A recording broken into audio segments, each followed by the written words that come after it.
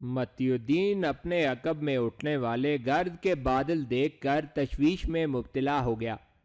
اس نے تیزی سے شیخ ابو الفضل کی توجہ اس طرف دلائی۔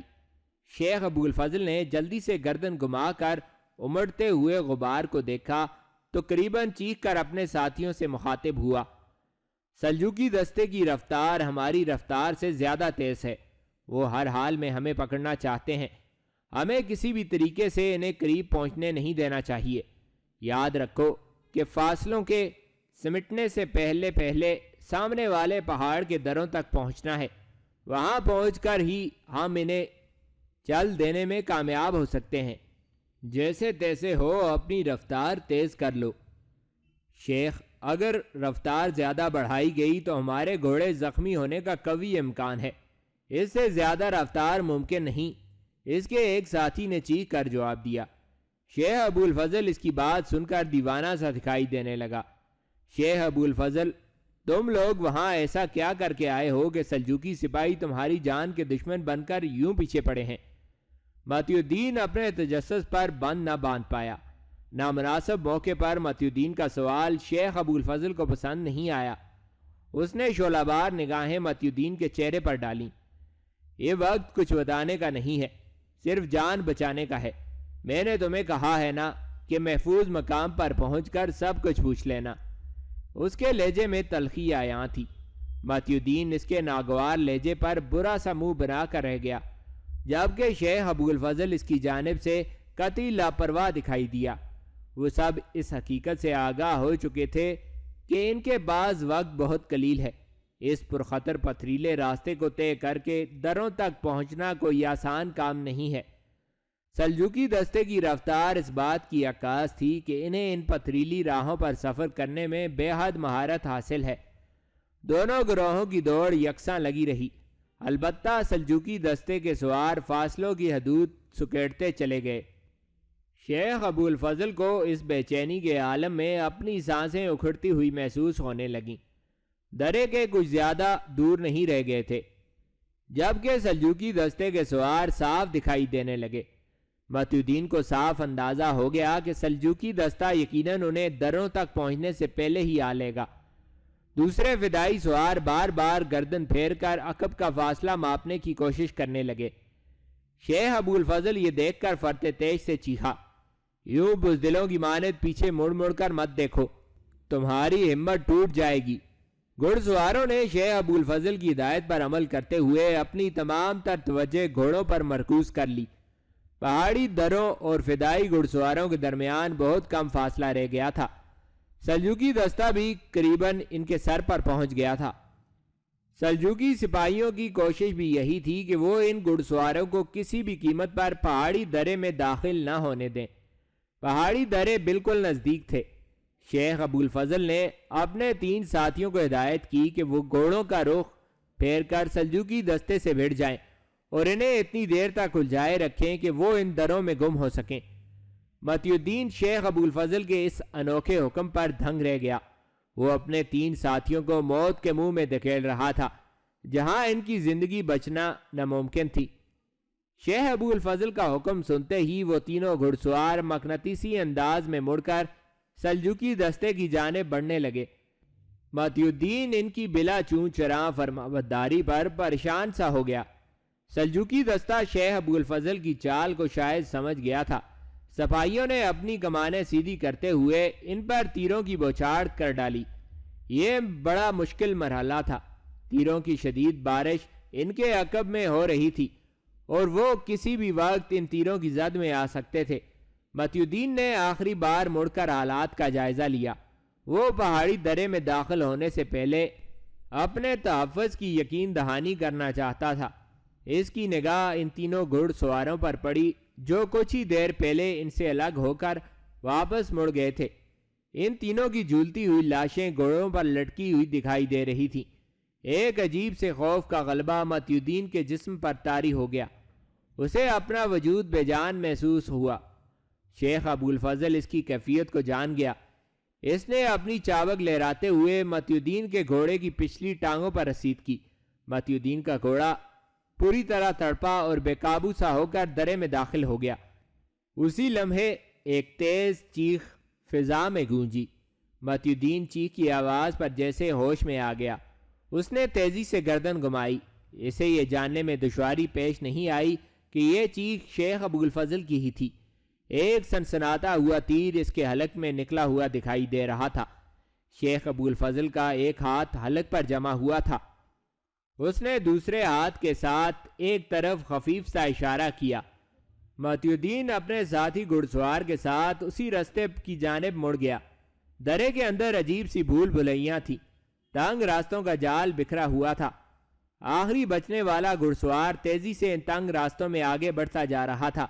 متی الدین کے پاس اس کے سوا کوئی چارہ نہ تھا کہ وہ اس کے عقب میں خاموشی سے سفر کرتا رہے۔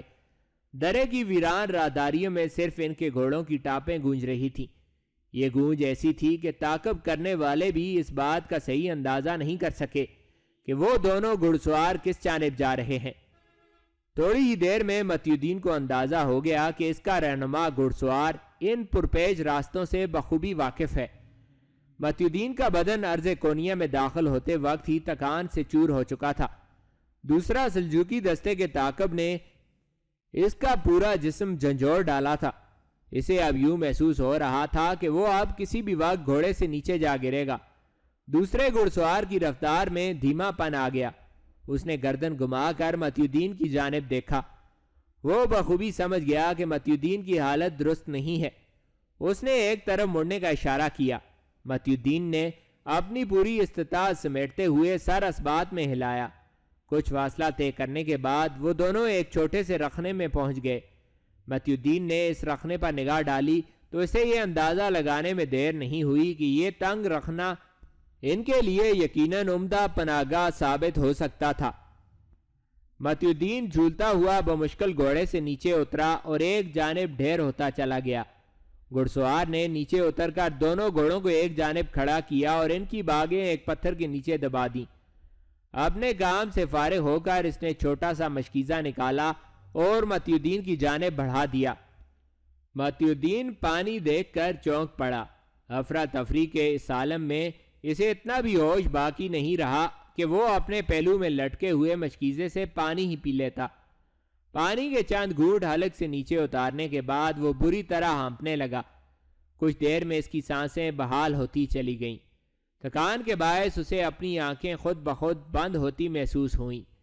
پھر وہ ہوش و حواس سے بیگانہ ہوتا چلا گیا۔ شہنشاہ فرانس شاہ لوئی ناہم کی اطالیہ کے شاہ منفرڈ کے خلاف زور و شور سے عسکری تیاریوں کی خبریں بہت جلد صلیبی علاقے میں پہنچ گئیں۔ صلیبی مخبروں نے قاہرہ کے حالات معلوم کر کے یہ خبر اپنے سرداروں تک پہنچا دیں کہ سلطان بیبرس بڑی تیز رفتاری سے بحری بیڑوں کی تیاری میں مصروف ہے۔ اس کا قوی امکان ہے کہ وہ شاہ منفرڈ کی مدد کے لیے مملوک افواج کو روانہ کرے گا۔ صلیبی سردار اس اطلاع پر باہم سر جوڑ کر بیٹھ گئے۔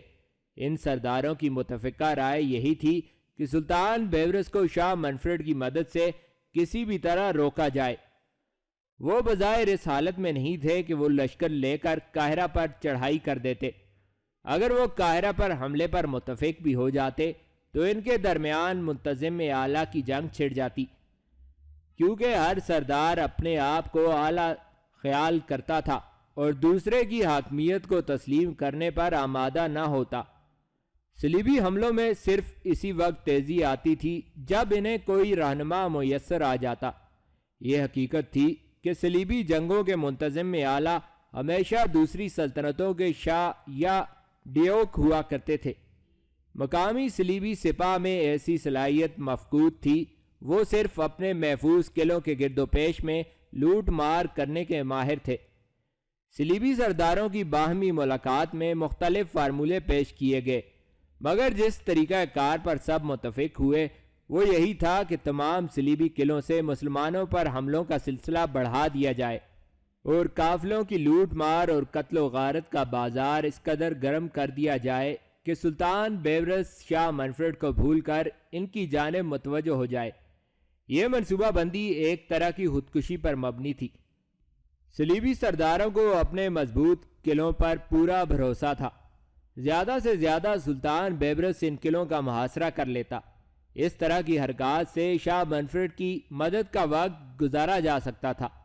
انہیں یقین تھا کہ سلطان بیبرس بھی سابق سلطانوں کی مانند بالآخر ان سے صلح پر آمادہ ہو ہی جائے گا اور وہ اپنا مقصد پانے میں کامیاب ہو جائیں گے۔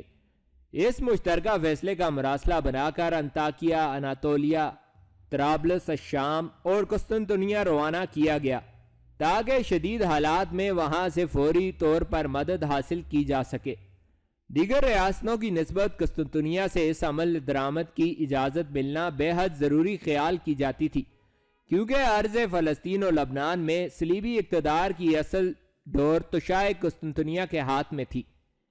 شاہ قسطنطنیہ کو صلیبی سرداروں کا یہ طریقہ کار بے حد پسند آیا۔ فی الوقت اسے یہی خواہش تھی کہ کسی بھی طرح شاہ منفرڈ کو شکست سے دوچار کیا جائے اور اطالیہ میں نصرانیت کا بول بالا ہو جائے۔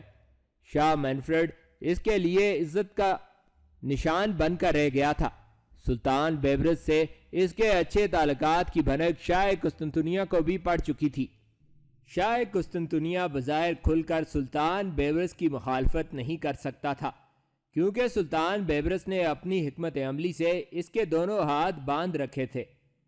اس نے صلیبی سرداروں کو استعمال کرنے کا فیصلہ کیا اور جوابی مراسلے میں ان کے اقدام کی حمایت کرتے ہوئے سلطان بیبرس کا مقابلہ کرنے کی پرزور سفارش کی۔ اس کا مراسلہ کلیسا کی مناجات اور دعاؤں کا بھرپور نمونہ تھا۔ صلیبی سردار شاہ قسطنطنیہ کا اشارہ پا کر تیزی سے اپنے منصوبے پر عمل درآمد کرنے لگے۔ ارض لبنان کے سواحل سے لے کر بلاد شام تک صلیبی قلعوں کا ایک زنجیر نما بڑا حلقہ اسلامی سلطنت کو پوری طرح اپنی گرفت میں لیے ہوئے تھا۔ صلیبی سرداروں نے اپنی اپنی عسکری سپاہ کو نئے طے شدہ لاہ عمل کے مطابق قلعوں سے باہر نکالا۔ پہلے پہل صلیبی لٹیروں نے مختلف سفری راستوں پر غارت گری مچائی اور بے شمار بے گناہ قافلوں کو موت کے گھاٹ اتار دیا۔ صلیبی سرداروں نے اس پر اکتفا نہیں کیا، بلکہ قریبی شہری آبادی کو بھی نشانہ بنانا شروع کر دیا۔ مختلف شہروں کے والیوں نے اپنے طور پر بے شمار اقدامات اٹھائے، مگر صلیبی جم کر مقابلے کی نیت سے نہیں آتے تھے۔ وہ مسلمانوں کی بے خبری کا فائدہ اٹھا کر واپس لوٹ جاتے۔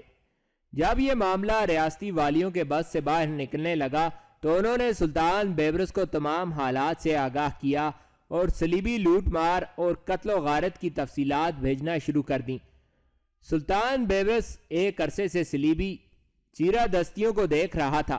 صلیبی تاتاری معاونت پر اپنی حدود سے باہر نکل چکے تھے اور ظلم و جور میں نڈال ہو چکے تھے۔ سلطان بیبرس ان اطلاعات کے بعد یہ سوچنے پر مجبور ہو گیا کہ صلیبی قوت سے نمٹنا اب ضروری ہو چکا ہے۔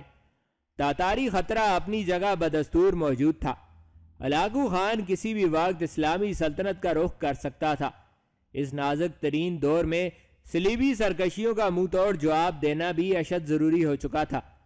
سلطان بیبرس نے اپنی مجلس مشاورت سے صلیبی لٹیروں کے بارے میں مشورہ کیا تو سب نے باہمی طور پر سلطان بیبرس کے دل کی بات کہی۔ سب لوگوں نے صلیبی حملہ آوروں کو سبق سکھانے پر زور دیا۔ سلطان بیبرس نے بلاد مصر کا انتظام فارس الدین اکتائی کے حوالے کیا اور امیر فخر الدین لقمان کو اس کا خاص معتمد مقرر کیا، جبکہ بلاد شام کا انتظام بدستور امیر کلاؤن الفی کے پاس رہنے دیا۔ اس نے فوری طور پر مملوک لشکر کو تیاری کا حکم جاری کر دیا کہ وہ کسی بھی وقت کوچ کر سکتے ہیں۔ گھوڑے کی ہنہناہٹ کی آواز اس کے دماغ میں بڑی شدت سے اترتی چلی گئی۔ اس کے ذہن پر چھائے ہوئے تاریکی کے بادل ایک ایک کر کے چھٹتے چلے گئے۔ ہوش و حواس درست ہونے پر وہ چونک کر اٹھ بیٹھا اور ادھر ادھر آنکھیں پھاڑ کر دیکھنے لگا۔ اسے لمحہ بھر کے لیے کچھ سجائی نہیں دیا۔ پھر آہستہ آہستہ اس کے ذہن میں گزرے ہوئے لمحوں کا منظر گھومنے لگا۔ شیخ ابو الفضل کے حلق میں تیر پیوست ہونے سے ہلاکت اور فدائی گھڑ سوار کی ہمراہی میں ہی وہ اس رخنہ میں پہنچا تھا اور تکان سے نیند کی گہرائیوں میں اتر گیا۔ اس کی نگاہیں فدائی گھڑ سوار کی تلاش میں بھٹکنے لگیں۔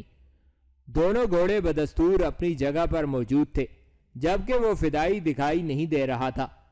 متی الدین اپنی جگہ سے اٹھا تو اسے احساس ہوا کہ ابھی اس کی تھکان مکمل طور پر نہیں اتر پائی۔ اس کا جسم شدید درد کی لپٹوں میں تھا۔ اس نے کھڑے ہو کر اپنے جسم کو مختلف زاویوں میں حرکت دی تاکہ وہ کسی قدر سفر کرنے کے قابل ہو جائے۔ عرض کونیا پر وہ جس شدید خطرے سے دوچار ہوا تھا، اس نے اس کے اعصاب کو مزمل کر ڈالا تھا۔ متی الدین فدائی کے بارے میں سوچتا ہوا اس رخنے سے باہر نکل آیا۔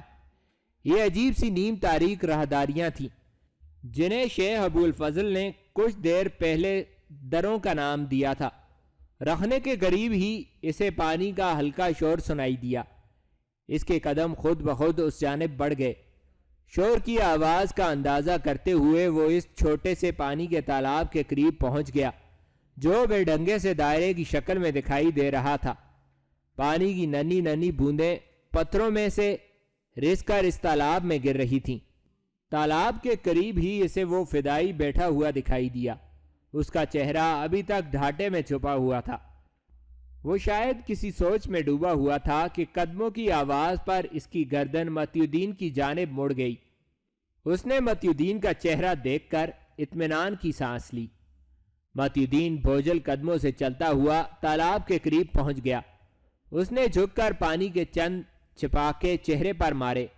پانی کی پرکیف ٹھنڈک سے اسے تازگی کا احساس ہوا۔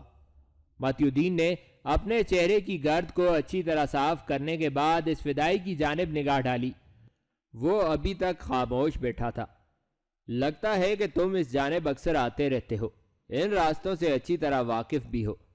اس فدائی نے کوئی جواب نہیں دیا۔ متی الدین نے عجیب سی نگاہوں سے اس کی جانب دیکھا۔ فدائی کی سپاٹ آنکھیں متی الدین کے چہرے پر جمی ہوئی تھیں۔ یہ پہلا موقع ہے کہ میں نے کسی نقاب پوش سے اتنی بات کی ہے، ورنہ مجھے تو نقاب زدہ چہروں سے بات کرنے میں بڑی کوفت ہوتی ہے۔ میرا خیال ہے کہ ہم سلجوقی سپاہیوں سے محفوظ ہو چکے ہیں، لہٰذا اب یہ پردہ داری ختم کرو۔ متی الدین بلا تکلف بولتا چلا گیا۔ فدائی نے ایک بار پھر کوئی جواب نہیں دیا۔ کچھ دیر تک وہاں پہاڑی چشمے پر پانی کی بوندوں کی آوازوں کے سوا کچھ سنائی نہ دیا۔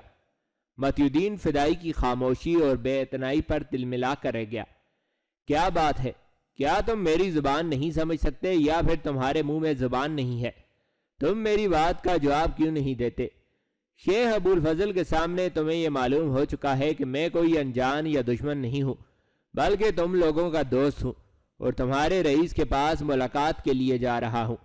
متی الدین کے لہجے میں کسی قدر تلخی اونت کر آئی۔ فدائی اس کی بات پر پہلو بدلنے لگا۔ اس کے بے تابانہ انداز سے محسوس ہوتا تھا کہ وہ متی الدین سے بات کرنا چاہتا ہے، مگر کوئی وجہ اس کا دامن باندھے ہوئے ہے۔ بالآخر فدائی نے خاموشی کی مہر توڑ دی اور اس کی آواز فضا میں گونجی۔ متی الدین، بالکل سچ بتانا کہ تم یہاں کیا کرنے آئے ہو؟ فدائی کی آواز نے متی الدین کے اعصاب کو بری طرح جھنجھوڑ کر رکھ دیا۔ اسے اپنی سماعت پر یقین نہیں آ رہا تھا کہ کچھ لمحے پہلے جو آواز اس کی سماعت میں اتری ہے وہ اس فدائی کے منہ سے ہی برآمد ہوئی تھی۔ وہ تعجب بری نگاہوں سے اس فدائی کی جانب دیکھتا رہ گیا۔ 661 ہجری بمطابق 1263 عیسوی کے وسط میں سلطان بیبرس نے ایک جرار لشکر تیار کیا اور نہایت اہتمام کے ساتھ قاہرہ سے نکلا۔ خلیفہ الحاکم بامر اللہ خود کسر خلافت سے نکل کر اسے رخصت کرنے کے لیے شہر کے صدر دروازے تک آیا۔ شیخ عز الدین نے صلیبیوں کے مقابلے پر سلطان بیبرس کی فتح اور نصرت کے لیے خصوصی دعا کی۔ صلیبی سرداروں کو قاہرہ کی خبریں مسلسل پہنچ رہی تھیں۔ انہیں معلوم ہو چکا تھا کہ سلطان بیبرس ان کے منصوبے کا شکار ہو چکا ہے۔ اس کی توجہ شاہ مینفرڈ کی جانب سے ہٹ کر ان کی جانب مبذول ہو چکی ہے، لہٰذا انہوں نے پورے زور و شور سے عسکری تیاریاں شروع کر دیں۔ چونکہ تمام قلعے ایک مخصوص زنجیر کی شکل میں تھے، اس لیے ان سب میں رابطے کے سلسلے پر خاص توجہ دی گئی۔ صلیبی مخبروں نے جلد ہی یہ اطلاع پہنچا دی کہ سلطان بیبرس کا رخ شمال کی جانب ہے۔ وہ بلاد شام کی جانب سے ان پر حملہ آور ہونے کا منصوبہ بنائے ہوئے ہے۔ بلاد شام کی جانب والے تمام قلعوں میں حفاظتی اقدامات سخت کر لیے گئے۔ سلطان بیبرس نے تمام لشکری سالاروں سے اپنی منزل مخفی رکھی تھی۔ ان کے دریافت کرنے پر سلطان بیبرس نے مختصراً کہا کہ ابھی اس نے کچھ طے نہیں کیا ہے، وقت آنے پر انہیں معلوم ہو جائے گا۔ مملوک افواج مسلسل شمال کی جانب سفر کرتی رہیں۔ بلاد شام کے قریب پہنچنے پر اچانک سلطان بیبرس نے لشکر کو جنوب مشرق میں مڑنے کا حکم دیا۔ لشکری سالار سلطان بیبرس کا یہ انوکھا حکم سن کر دھنگ رہ گئے۔ انہوں نے حکم کی تعمیل کرتے ہوئے اپنا رخ جنوب مشرق کی جانب موڑ دیا۔ سلطان بیبرس نے بغیر رکے اچانک قلعہ الکرک کی جانب برق رفتاری سے پیش قدمی کی۔ قلعہ الکرک ایک قدیم اور مستحکم قلعہ تھا۔ اس پر کمینہ خصلت ٹیمپلرز قابض تھے۔ صلیبی ٹیمپلرز نے مسلم آزاری اور غارت گری کو اپنا پیشہ بنا رکھا تھا۔ حجاج کے قافلے ان کی خون آشامیوں کا خاص ہدف تھے۔ چونکہ بلاد مصر سے حجاز جانے والا راستہ قلعہ الکرک کے قریب سے گزرتا تھا، اس لیے جو ہی حجاج کا کوئی قافلہ الکرک کے نواب میں پہنچتا تو الکرک کے شریر صلیبی اس پر بھوکے بھیڑیوں کی طرح ٹوٹ پڑتے، حاجیوں کو قتل کر دیا جاتا اور ان کے مال و اسباب پر قبضہ کر لیا جاتا۔ یہ سلسلہ طویل عرصہ سے جاری تھا۔ سلطان صلاح الدین ایوبی نے اس ناپاک امر کو اپنی کامیاب حکمت عملی سے ناکام بنا ڈالا تھا، مگر ایوبی سلطنت کی ڈھیلی گرفت کے باعث ٹیمپلرز اپنی سابقہ روش پر دوبارہ قائم ہو گئے تھے۔ یہی وہ قلعہ تھا جہاں سلطان بیبرس کا مرحوم آقا علاء الدین بند کداری اپنا سب کچھ لٹا کر بستر مرگ پر جا پہنچا تھا۔ سلطان بیبرس نے جب قلعہ الکرک کی بلند و بالا فصیل پر نگاہ دوڑائی تو اسے اپنے آقا کی یاد نے بیتاب سا کر دیا۔ یہ حسن اتفاق تھا کہ جس وقت سلطان بیبرس اپنے لشکر سمیت قلعہ الکرک کے قریب پہنچا تو قلعہ الکرک کا صدر دروازہ کھلا ہوا تھا اور صلیبی لشکر لوٹ مار کی کسی مہم سے واپس لوٹ رہا تھا۔ صلیبی لشکر نے جب اپنے عقب میں شور و غل سنا تو ان کے اوسان خطا ہو گئے۔ انہیں پہلے پہل اپنی بصارت پر یقین نہیں آیا کہ سلطان بیبرس اچانک یہاں نمودار ہو جائے گا۔ سلطان بیبرس کی حکمت عملی نے صلیبی ٹیمپلرز کو حواس باختہ کر ڈالا۔ انہوں نے فوری طور پر یہی فیصلہ کیا کہ جلد از جلد قلعے میں داخل ہو کر صدر دروازہ بند کر لیں تاکہ مقابلے کی صورت ہی نہ پیدا ہو۔ سلطان بیبرس کی مشاق نگاہیں صورتحال کو بھانپ چکی تھیں۔ مسلمان سپاہی بھی مسلسل سفر کی بدولت کسی قدر تھکان کا شکار تھے۔ سلطان بیبرس نے اپنے سپاہیوں کی ہمت بندھائی اور انہیں ہدایت کی کہ وہ کسی بھی صورت قلعے کا صدر دروازہ بند نہ ہونے دیں۔ اسلامی لشکر اپنے سلطان کے حکم کی تعمیل میں برق رفتاری سے ان کی جانب بڑھا اور صلیبی لشکر کو صدر دروازے کے قریب ہی جا لیا۔ اب چونکہ صورتحال بدل چکی تھی، صلیبی لشکر کے پاس اس کے سوا کوئی چارہ نہ تھا کہ وہ مقابلے پر اتر پڑتے۔ وہ چاروں ناچار واپس مڑے اور صفیں سیدھی کرتے ہوئے اسلامی لشکر پر حملہ آور ہونے کی کوشش کرنے لگے۔ ان کے اس فیصلے پر خاصی تاخیر رونما ہو چکی تھی۔ سلطان بیبرس نے اپنی مملوک طرز جنگ کے باعث بہت جلد ان کے قدم اکھاڑ ڈالے۔ چند گھنٹوں کی لڑائی کے بعد ہی صلیبی لشکر میدان چھوڑ کر بھاگ کھڑا ہوا۔ مجاہدین نے بھرپور کوشش کی کہ ان میں کوئی بچ نہ پائے، مگر صلیبی لشکر کی بڑی تعداد فرار ہونے میں کامیاب ہو گئی۔ سلطان بیبرس فاتحانہ انداز میں قلعہ الکرک میں داخل ہوا۔ قلعہ میں زیادہ لوگ نہیں تھے، انہیں گرفتار کر کے اسیر بنا لیا گیا۔ تمام قلعے پر مکمل گرفت حاصل ہونے کے بعد سلطان بیبرس نے خود بڑھ کر تمام قلعے کا معائنہ کیا۔ قلعہ الکرک میں اسے معلوم ہوا کہ یہاں صلیبیوں نے قلعہ نما تاریخی گرجا الناصرہ کو اپنی جنگی سرگرمیوں کا مرکز بنا رکھا تھا۔ مجاہدین نے جب گرجا الناصرہ سے بھاری مقدار میں اسلحہ برآمد کیا تو سلطان بیبرس نے گرجے کو مسمار کرنے کا حکم جاری کر دیا۔ حکم کے مطابق الناصرہ کو گرا کر زمین کے برابر کر دیا گیا۔ اگلے دنوں میں سلطان بیبرس نے قلعہ کی بلند و بالا اور مضبوط ترین فصیل کو مسمار کروا دیا اور قلعہ الکرک کی حالت ایسی خستہ و شکستہ کر ڈالی کہ وہ دوبارہ عسکری استعمال کے قابل ہی نہ رہا۔ سلطان بیبرس نے قلعہ الکرک کی تمام کارروائی سے فارغ ہو کر اپنے لشکر کو واپس قاہرہ کی جانب کوچ کرنے کا حکم جاری کیا تو وہ سب حیران ہو کر اس کی صورت دیکھنے لگے۔ ان کا خیال تھا کہ ابھی دوسرے صلیبی قلعوں کو بھی نشانہ بنایا جائے گا، مگر سلطان بیبرس نے فوری طور پر اس کارروائی کی کوئی ضرورت نہیں سمجھی۔ سلطان بیبرس کے اس اچانک حملے نے جہاں صلیبی سرداروں کو لرزہ باندام کر ڈالا تھا، وہیں قلعہ الکرک کی بربادی سے مسلمان ایک طویل عرصے پر محیط صلیبی شر سے ہمیشہ کے لیے محفوظ ہو گئے تھے۔ صلیبی سردار سلطان بیبرس کی زیرک حکمت عملی پر بے حد محتاط ہو گئے۔ انہیں یہ سبق مل چکا تھا کہ اسلامی لشکر کے بارے میں آئندہ جو اطلاعات مخبروں کے ذریعے ان تک پہنچیں گی، ان پر بھروسہ کرنا خالصتاً حماقت ہوگی۔ وہ اپنے چہرے پر ہاتھ کی انگلیاں پھیلائے ہوئے بڑے انہماک سے اس روشنی کو گھورے جا رہا تھا۔ کافی دیر گزر گئی مگر وہ اس پتھر سے ایسا چپکا کہ جیسے وہ خود بھی اسی کا حصہ ہو۔ وہ مسلسل ٹکٹکی باندھے بڑھتے ہوئے اس الاؤ کو دیکھ رہا تھا، جو کہ درمیانی فاصلے کی زیادتی کے باعث اسے دیا سلائی کے شعلے سے بڑا نہیں دکھائی دے رہا تھا۔ ڈلتی ہوئی رات اور سفر کی تھکان اس سے بار بار یہی تقاضا کر رہے تھے کہ اسے کچھ دیر لیٹ کر آرام کرنا چاہیے، مگر اس کی سوچ کے دھارے کسی تذبذب کا شکار تھے۔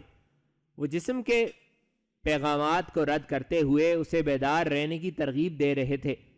وہ تمام وقت اسی گو کی حالت میں مبتلا رہا کہ اسے ان لوگوں کے پاس پہنچ جانا چاہیے۔ ہر بار اس کے دماغ کا یہی جواب ہوتا کہ نہیں، یہ وقت مناسب نہیں۔ صبح سے پہلے ان کے قریب پہنچنا کسی غلطی کا مرتکب ہو سکتا ہے۔ روشنی کا شعلہ کئی بار مدھم ہوا مگر پھر کچھ دیر بعد اس میں تیزی دکھائی دی۔ یہ دیکھ کر اسے بخوبی اندازہ ہوتا رہا کہ اس الاؤ کے مکین یقیناً بیدار ہیں۔ لگاتار بیٹھے رہنے کے باعث اس کے جسم پر ڈھیلا پن سطاری ہونے لگا۔ وہ چونک کر اپنی بدلتی ہوئی کیفیت سے آگاہ ہو گیا۔ اس نے پتھر کی نشست چھوڑ کر خود کو ٹہلنے میں مصروف کر لیا۔ وہ کافی دیر تک یوں ہی بیکار میں ادھر ادھر ٹہلتا رہا۔ اس کی نگاہیں بار بار اس روشنی کی جانب اٹھ جاتی، پھر اچانک اس کے قدم ٹھٹک گئے۔ روشنی کا حالہ سمٹتا ہوا دکھائی دیا۔ دیکھتے ہی دیکھتے روشنی تاریکی میں مدغم ہو کر رہ گئی۔ اس کے جسم پر ہیجان سطاری ہونے لگا۔ وہ اب یہ سوچ رہا تھا کہ روشنی کی موجودگی تو اس بات کا ثبوت تھی کہ وہ لوگ وہیں موجود ہیں۔ تاریکی کے باعث اگر وہ وہاں سے روانہ ہو گئے تو یقیناً انہیں پکڑنے میں ناکام ہو جائے گا، کیونکہ وہاں سے شہر زیادہ دور نہیں تھا۔ وقت کے معمولی سے ضیاع کے باعث وہ انہیں ہمیشہ کے لیے کھو سکتا ہے۔ اتنے بڑے شہر میں ان لوگوں کو تلاش کر لینا کوئی آسان بات نہ تھی۔ اس کے جسم میں عجیب سی بے چینی پیدا ہونے لگی۔ وہ کچھ دیر پہلے تک جس ارادے پر قائم تھا وہ کمزور پڑنے لگا۔ اس کا دماغ اب اسے تلقین کر رہا تھا کہ اسے ان لوگوں کے قریب جا کر حالات کا جائزہ لینا چاہیے۔ وہ اگلے چند لمحوں تک کسی کشمکش میں الجھا رہا۔ بالآخر اس نے طے کر لیا کہ وہ ان لوگوں کے قریب پہنچ کر ہی صورتحال کا جائزہ لے گا۔ اس نے اپنے گھوڑے کی جانب قدم بڑھائے۔ گھوڑا آرام ملنے پر سستا چکا تھا۔ اس نے گھوڑے کی باگیں اپنی بغل میں دبائیں اور دھیمے دھیمے سے انداز میں الاؤ کی جانب بڑھنے لگا۔ وہ حتی الامکان یہی کوشش کر رہا تھا کہ گھوڑے کے چلنے کی چاپ زیادہ پیدا نہ ہو۔ یہ اس کی مہارت تھی کہ وہ بغیر آواز پیدا کیے آہستہ آہستہ الاؤ کی جانب بڑھتا چلا گیا۔ روشنی کے خاتمے کے باعث اسے درست اندازہ نہیں ہو پایا کہ وہ لوگ اس سے کتنی دور موجود ہیں، البتہ اس کی حساس ناک فضا میں رچے دھوئیں کی بو کو محسوس کرنے کی کوشش کرتی رہی۔ وہ کافی دیر تک یوں ہی چلتا رہا۔ اچانک اسے ٹھٹک کر رک جانا پڑا۔ آسمان کی رنگت میں تغیر پیدا ہو رہا تھا۔ تاریکی کے گنگور اندھیروں میں صبح کا اجالا پھوٹنے کی کوشش کرنے لگا۔ کیا واقعی رات بیت چکی ہے؟ اس نے لمحہ بھر کے لیے سوچا۔ وہ اس الاؤ کے نزدیک پہنچ چکا تھا۔ روشنی میں اس کا ان لوگوں کی نگاہوں سے چھپا رہنا ناممکن تھا۔ اس نے فوری طور پر فیصلہ کر لیا کہ روشنی کے اس آغاز پر ہی اسے اپنا شکار کھیل لینا چاہیے۔ رت جگے اور تھکان کے باعث اسے یہ اندیشہ بھی لاحق تھا کہ کہیں اس شکار میں اس سے خطا نہ ہو جائے۔ اس نے وسوسوں کے چنگل سے اپنے دامن کو چھڑاتے ہوئے خود کو جسمانی طور پر تیار کرنا شروع کر دیا۔ وہ وقت ضائع نہیں کرنا چاہتا تھا۔ پہلے ہی رات کی تاریکی تاخیر کا باعث بن چکی تھی۔ پھر اس کے دیکھتے ہی دیکھتے صبح صادق کے اجالے نے سیاہ آسمان کا چہرہ سفید کر ڈالا۔ باد نسیم اس کے اعصاب پر بے حد بھاری پڑنے لگی۔ وہ اپنی تمام قوت جمع کرتے ہوئے گھوڑے پر جست لگا کر سوار ہو گیا۔ گھوڑے کی باگ کھینچتے ہوئے وہ اپنی منزل کی جانب بڑھنے لگا۔ روشنی میں اسے معلوم ہوا کہ جس جگہ سے الاؤ کی روشنی دکھائی دے رہی تھی وہ درختوں کا ایک چھوٹا سا جھنڈ تھا۔ وہ دھیمے انداز میں اس جھنڈ کی طرف بڑھ گیا۔ اسے اس وقت شدید ترین جھٹکا لگا جب درختوں کے درمیان اسے صرف الاؤ کی راکھ ہی دکھائی دی۔ وہاں کوئی بھی موجود نہ تھا۔ اس نے بےتابی اور پریشانی سے گھوڑے سے نیچے چھلانگ لگائی۔ وہ اس جگہ کا جائزہ لینے لگا جہاں الاؤ کی ٹھنڈی راکھ پڑی اسے منہ چڑھا رہی تھی۔ وہاں اس راکھ کے سوا کوئی دوسرا نشان باقی نہیں تھا، نہ تو خیموں کے لگائے جانے کے نشان اور نہ ہی کچھ لوگوں کی وہاں موجودگی کے آثار۔ یہ کیا ہوا؟ یہ کیسے ہو سکتا ہے؟ وہ زیر لب بڑبڑایا۔ اسے اپنا ذہن درم برم سا ہوتا محسوس ہوا۔ وہ یہ سوچنے پر مجبور ہو گیا کہ اس کا شکار اس کے تعاقب سے آگاہ ہو چکا ہے، اسی لیے اس نے اسے اتنا زبردست فریب دیا ہے۔ وہ لوگ یقیناً کسی دوسری جگہ پر مقیم ہوں گے۔ یہ سوچ کر وہ تیزی سے گھوڑے پر سوار ہوا اور ایڑ لگاتے ہوئے اسے شہر کی جانب دوڑانے لگا۔ وہ ان لوگوں کو شہر میں داخل ہونے سے روکنا چاہتا تھا،